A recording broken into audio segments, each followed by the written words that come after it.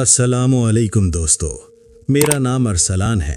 मैं लाहौर का रहायशी हूँ और पेशे के हिसाब से एक ट्रक ड्राइवर हूँ। मैंने पाकिस्तान के छोटे बड़े तकरीबन हर शहर का रुख किया है। रात के अंधेरे में सुनसान सड़कों पर अकेले भी सफ़र किया है और काफिलों के साथ भी। लेकिन जो वाक़या मैं आज आपको सुना रहा हूँ, इस जैसा खौफ, इस जैसी हैबत मैंने अपनी पूरी ज़िंदगी में कभी महसूस नहीं की। इस रात के बाद से मुझे जिन्नात, आसेब और उनके ज़रिए होने वाली मावराई या यूं कह लें कि पैरानॉर्मल सरगर्मियों पर पक्का यकीन हो गया। इससे पहले तक मैं भी बाकी लोगों की तरह बात को किस्से कहानियां समझकर टाल देता था, लेकिन उस रात अल्लाह की कसम हर चीज़ अपनी आंखों से देखी है। ये वाक़या सर्दियों के दिनों का है। जनवरी की 5 तारीख थी। कड़ाके की सर्दी पड़ रही थी। धुंध हल्की हल्की छाई हुई थी। सूरज भी जैसे बेदिली से निकला हो और जल्दी वापस जाने की तैयारी में हो। मैं हस्बे मामूल दोपहर के करीब अपने अड्डे पर ट्रक लेकर खड़ा था। वक्त तकरीबन 3 बजे का होगा। मैं वहीं खड़ा था कि एक शख्स मेरे पास आया। उसने आकर पूछा, भाई ट्रक खाली है, मुझे कुछ फर्नीचर भक्कर के करीब एक गांव में ले जाना है। मैंने उसे गौर से देखा। सादा सा आदमी था, शायद किसी जमींदार के काम पर लगा हुआ। मैं पहले कभी उस गांव का नाम भी नहीं सुना था, वहां गया भी नहीं था। मैंने उससे थोड़ा सा और पूछा तो पता चला कि वहां से वापसी पर मुझे कोई सामान मिलने का चांस बहुत कम है, यानी मुझे तकरीबन खाली वापस आना पड़ेगा। अब आपको पता है, इस लाइन में हर चक्कर का हिसाब लगाना पड़ता है। मैंने सोच समझकर उससे किराया डबल से भी कुछ ज़्यादा बताया और दिल ही दिल में सोच लिया था कि अब ये ज़रूर इनकार कर देगा। फिर मैं उसे समझाऊंगा कि वापसी खाली आना पड़ेगा वगैरह वगैरह। लेकिन हैरत की बात यह हुई कि मैं अभी अपनी सफाई पेश ही करने वाला था कि वो फौरन मान गया। ठीक है भाई, मैं राजी हूं, बस आज ही चलना जरूरी है। मुझे जरा सा अजीब लगा कि बिना बहस के मान गया, लेकिन साथ ही दिल में खुशी भी हुई कि चलो चक्कर अच्छा निकल आएगा। अगर वापसी खाली भी आना पड़ा तो भी मुनाफा ठीक ठाक हो जाएगा। खैर, हमने फर्नीचर लोड करना शुरू किया। ये सब सामान लाहौर की एक दुकान से लिया गया था और वो शख्स रास्ते में मुझे बताने लगा कि ये गांव के जमींदार का माल है। उनके किसी जानने वाले की शॉप है लाहौर में, वहीं से ये सारा फर्नीचर बनवा कर ला रहे हैं। जमींदार साहब का पसंदीदा फर्नीचर है, इसीलिए जल्दी भी है। फर्नीचर लोड करते करते, कागजी कार्रवाई वगैरह करते करते तकरीबन 4 बज गए। हमने अल्लाह का नाम लेकर लाहौर से निकलना शुरू किया। रास्ते में मौसम मजीद ठंडा होता जा रहा था, दिन ढल रहा था और मुझे पहले ही अंदाजा था कि वापसी अंधेरे में ही होगी। तकरीबन 5 घंटे के सफ़र के बाद मुख्तलिफ छोटे शहरों से गुजरते, साहिवाल के बाद खासी वीरान सड़कों पर चलते चलते हम आखिरकार उस गांव के करीब पहुंचे। जब हम गांव में दाखिल हुए तो रात के तकरीबन 9 बज चुके थे। गांव छोटा सा था, गर्दो नवाह में खेत, खामोशी और सर्दी अपनी जगह बना चुकी थी। हमने गांव के अंदर जाकर जमींदार के डेरे पर सारा फर्नीचर उतारा। ये काम करते करते तकरीबन 9:45 बज गए। सामान उतारकर मैंने एक लंबी सांस ली, लेकिन साथ ही दिमाग में एक नई टेंशन ने जन्म लिया। अब वापस जाना था, वो भी उन्हीं वीरान रास्तों से, तकरीबन रात के अंधेरे में। आते हुए तो साथ वो मकामी आदमी था जिसने मुझे रास्ता दिखाया था, लेकिन अब वापसी पर मैं और मेरा कंडक्टर और सामने लंबी सुनसान सड़क। मसला ये था कि जिस तरह हम घूम घूम कर मुख्तलिफ कच्चे पक्के रास्तों से होते हुए इस गांव तक आए थे, मुझे पूरा यकीन था कि वापसी पर मैं वो सारे मोड़ याद नहीं रख सकूंगा। दिल में एक अजीब सा खदशा था कि कहीं रास्ता न भूल जाऊं, और मुझे ज़रा अंदाज़ा नहीं था कि यह खदशा बाद में किस शक्ल में मेरे सामने आएगा। खैर, मैंने अल्लाह का नाम लिया, ट्रक स्टार्ट किया, कंडक्टर को साथ बिठाया और हम वापसी के लिए निकल पड़े। तकरीबन आधा घंटा हम चलते रहे। 2-3 मोड़ मैंने वही काटे जिनका हल्का सा तसव्वुर जहन में था, लेकिन फिर एक जगह आकर मैं रुक गया। सामने 3-4 तरफ जाती सड़कें थीं, हर तरफ अंधेरा, कोई साइन बोर्ड नहीं, कोई आदमी नहीं, कोई रोशनी नहीं। मैंने ट्रक एक तरफ करके रोक लिया। हेडलाइट्स के अलावा इर्द गिर्द मुकम्मल तारीकी थी। मैंने सर खुजाकर कंडक्टर से पूछा, यार लगता है हम वही रास्ता नहीं ले रहे, तुझे कुछ याद है? वो भी हड़बड़ाकर इधर उधर देखने लगा। उस्ताद सच बताऊं तो मुझे भी अब कुछ समझ नहीं आ रहा कि कौन सा मोड़ लिया था कौन सा नहीं। कुछ देर हम दोनों खामोश बैठे रहे। ऐसा सन्नाटा था कि अगर कोई सुई गिरा दे तो शायद आवाज भी सुनाई दे। ठंडी हवा चल रही थी और मैं दिल ही दिल में सोच रहा था कि अब किसी इंसान का मिलना बहुत मुश्किल है। इसी दौरान दूर से अंधेरे में रोशनी की एक लकीर सी नजर आई। हेडलाइट्स थीं। जैसे जैसे करीब आ रही थीं, मुझे समझ आई कि ये कोई गाड़ी तेजी से इधर ही आ रही है। कुछ ही लम्हों में पता चला कि वो एम्बुलेंस थी। उसकी रफ्तार काफी तेज थी। मैंने जल्दी से तय किया कि इसे रोकता हूं, इससे रास्ता पूछ लेते हैं। एम्बुलेंस करीब आई तो मैंने हाथ के इशारे से इसे रोकने की कोशिश की, हॉर्न भी बजाया, लेकिन जैसे उसके ड्राइवर ने हमें देखा ही ना हो या शायद देखा हो और नज़रअंदाज कर दिया हो। वो स्पीड में हमारे सामने से गुजर गई। उस लम्हे मुझे अजीब सा एहसास हुआ। उसका ड्राइवर डरा हुआ था, जल्दी में था, या हमें देखकर रुकना ही नहीं चाहता था। कंडक्टर कहने लगा, उस्ताद शायद उसमें कोई मरीज होगा, हालत खराब होगी इसलिए नहीं रुका। मैंने भी दिल को यही तसल्ली दी। फिर फौरन एक फैसला किया, चलो उसके पीछे ही चलते हैं। कहीं ना कहीं तो ये या तो किसी अस्पताल की तरफ जाएगी या किसी हाईवे पर निकलेगी। जहां ये पहुंचेगा हमें भी मेन रोड या शहर का पता चल जाएगा। उस वक्त जीपीएस, गूगल मैप वगैरह कुछ नहीं था। जो था बस ड्राइवर का हाफिजा और अल्लाह पर भरोसा। मैंने ट्रक को तेजी से उस एम्बुलेंस के पीछे डाल दिया। सड़क बहुत खराब थी, जगह जगह गड्ढे थे, कच्ची पक्की सड़क, कभी ऊपर कभी नीचे। एम्बुलेंस भी उछल रही थी, मेरा ट्रक भी जोर जोर से झटके खा रहा था। हम दोनों ने सीटें मजबूती से पकड़ रखी थी। एम्बुलेंस के पिछले दरवाजे पर मैं बार बार नजर डाल रहा था, कहीं वो नजर से ओझल न हो जाए। फिर अचानक एक अजीब सा वाकया हुआ।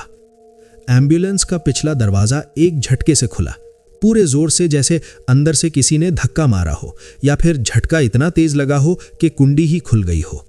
दरवाजा खुला तो सफेद रंग का लंबोतरा सा कोई वजूद, कोई चीज एम्बुलेंस के पिछले हिस्से से बाहर सड़क पर आ गिरी और गिरने के बाद लुढ़कती हुई सीधी हमारी तरफ आने लगी।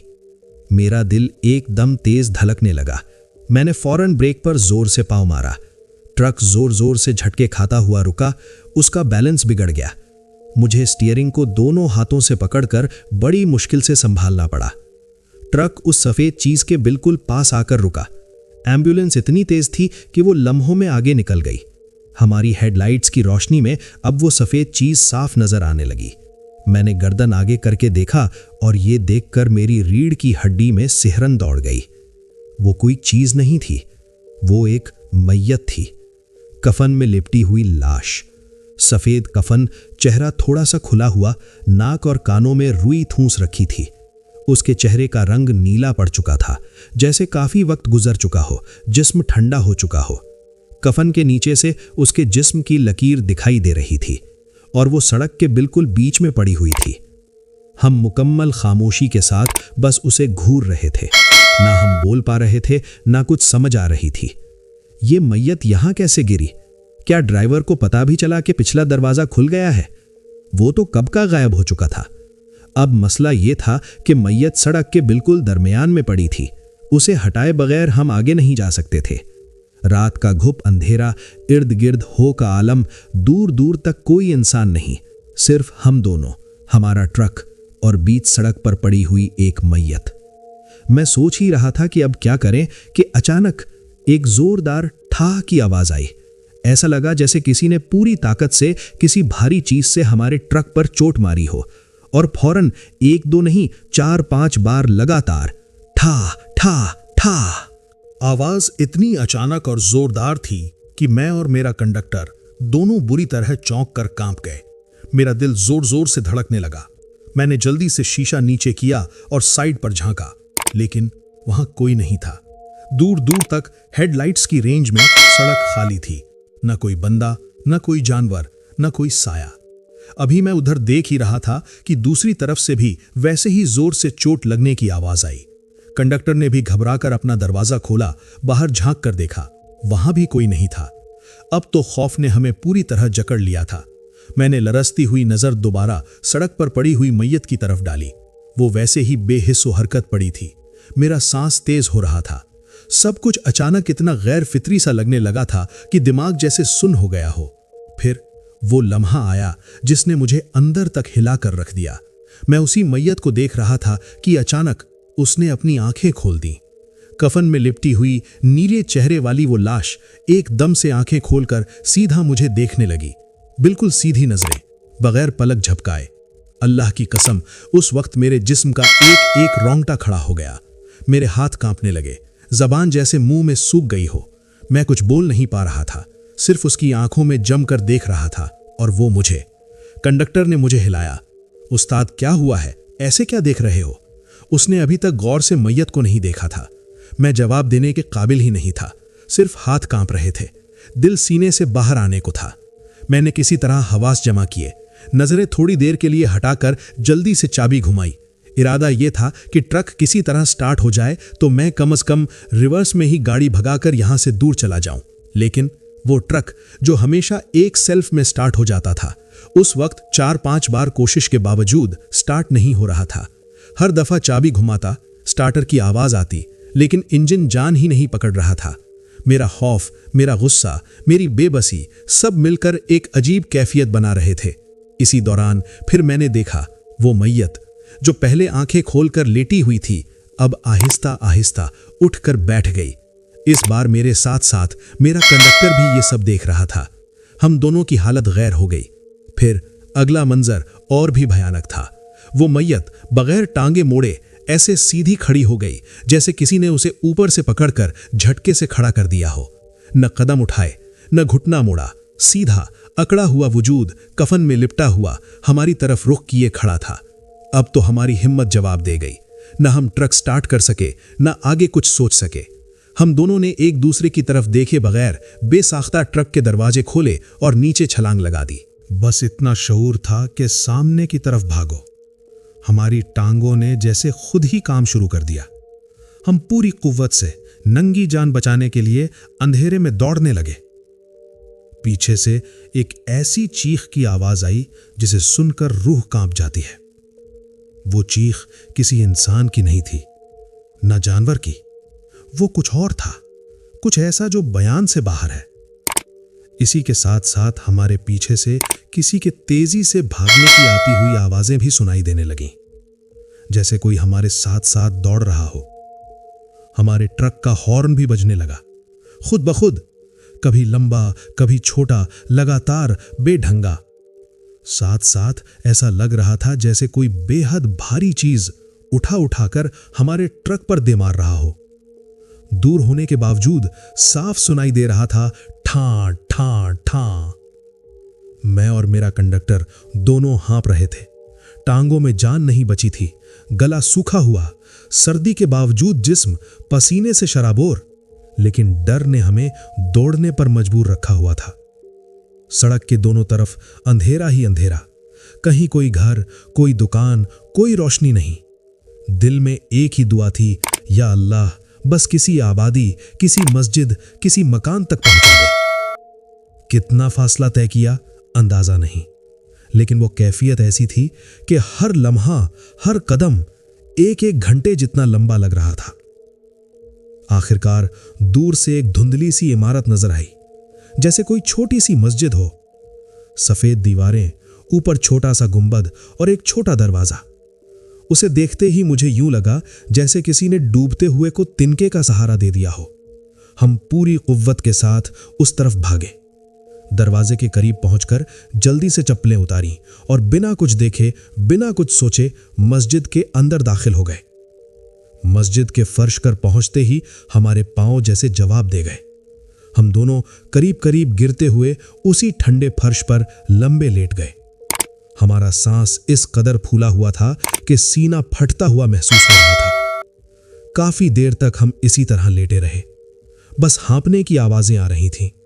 दिलों की धड़कनें हमारे अपने कानों में साफ सुनाई दे रही थीं।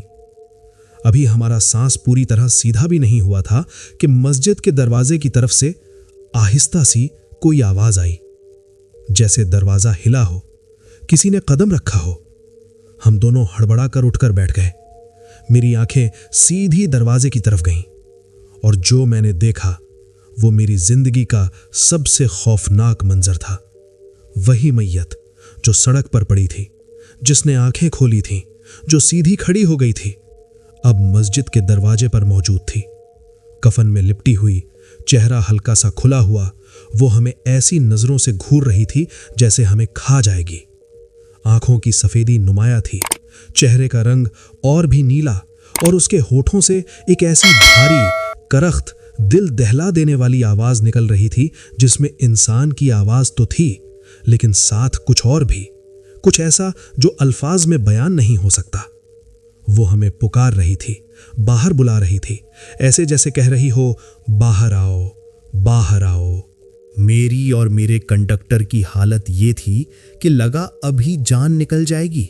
जिस्म अकड़ गया, जबान जैसे हिल नहीं रही थी। मैंने सिर्फ इतना महसूस किया कि मैं मस्जिद के अंदर हूं और वो दरवाजे की दहलीज से अंदर कदम नहीं रख पा रही। काफी देर तक वो वहीं खड़ी रही, बस हमें घूरती रही, बुलाती रही, लेकिन मस्जिद के अंदर दाखिल नहीं हो सकी। इस बात ने हमें थोड़ी सी हिम्मत दी।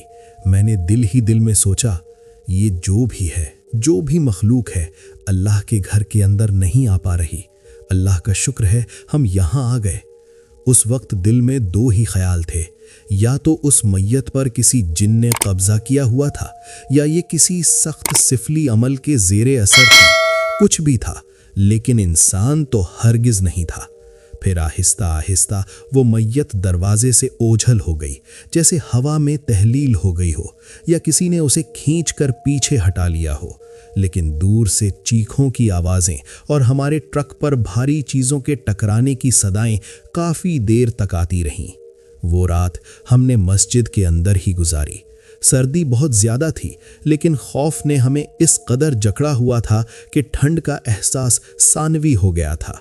हम कभी बैठ जाते, कभी लेट जाते, कभी आहिस्ता आहिस्ता दरवाजे की तरफ देखते कि कहीं वो दोबारा ना आ जाए। आखिरकार रात तमाम हुई, फजर का वक्त होने लगा। फजर के करीब दरवाज़ा खुला और एक साहब अंदर आए। हम बेइख्तियार चौंक पड़े, लेकिन फिर उन्होंने आहिस्ता से सलाम किया और बताया, मैं इस मस्जिद का मुअज्जिन हूँ, फजर की अजान देने आया हूँ। उनकी बात सुनकर हमें कुछ इत्मीनान हुआ। हमने जल्दी जल्दी अपने आप को संभाला, फिर उन्हें सारा वाकया शुरू से आखिर तक सुना दिया। उन्होंने बड़ी गौर से सब कुछ सुना, फिर आहिस्ता से बोले, जहाँ आप लोगों के साथ ये सब हुआ है ना, वहाँ एक बहुत पुराना दरख्त है। उस पर बहुत बद और बहुत ख़तरनाक किस्म के जिन्नात का साया है। वहाँ पहले भी ऐसे बहुत से वाक़यात हो चुके हैं। हमारे यहाँ के लोग मगरिब के बाद उस रास्ते से गुज़रते ही नहीं। उनकी बात सुनते ही जैसे बहुत सी चीज़ें समझ आने लगीं। वाक़या तो वैसे ही दिल हिला देने वाला था, लेकिन ये जानकर कि वहाँ पहले भी ऐसे हादसे हो चुके हैं, दिल और ज़्यादा अल्लाह के शुक्र से भर गया कि हम वक्त पर मस्जिद तक पहुँच गए। फिर मुअज्जिन साहब ने अजान दी। आहिस्ता आहिस्ता गांव के लोग फजर की नमाज के लिए आने लगे।